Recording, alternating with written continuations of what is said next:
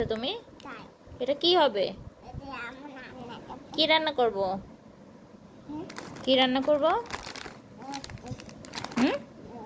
মুরগি না, তুমি কি খাবা বললে? যে বিরিয়ানি না কি খাবা? বিরিয়ানি রান্না হবে। তো তার পছন্দে যে বিরিয়ানি রান্না করব, তো এখানে যে রূপচাঁদা চালটা নিয়েছি। মাঝে মাঝে এসে বলছে বিরিয়ানি খাবো আম্মু, বিরিয়ানি রান্না করে দাও, তো সেজন্যই আজকে তার পছন্দে বিরিয়ানিটা রান্না করছি।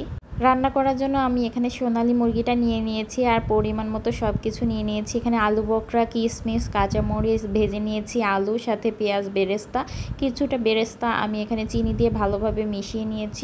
অর্ধেকটা রেখেছি আর অর্ধেকটা দিয়ে রান্না করে নিচ্ছি। এবার মাংসগুলো দিয়েছি। মাংসটাকে আমি একটু টক দই আর বিরিয়ানির মশলাটা দিয়ে মেখে রেখেছিলাম, সেটাই ভালোভাবে একটু কষিয়ে নিচ্ছি তেলের উপরে দিয়ে।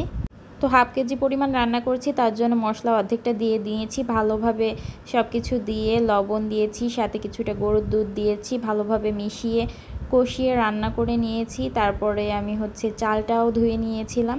যে পরিমাণে চাল নিব তার ডবল আমরা পানি নিব, তো সেভাবেই আমি রান্না করে নিচ্ছি। যদি আমরা 1 পট চাল নিই তাহলে 3 পট পানি দিব, তাহলে দেখবেন যে আপনার বিরিয়ানি রান্নাটা একদম অনেক সুন্দর হবে আর খেতেও ভালো লাগবে আর ঝরঝরে হবে।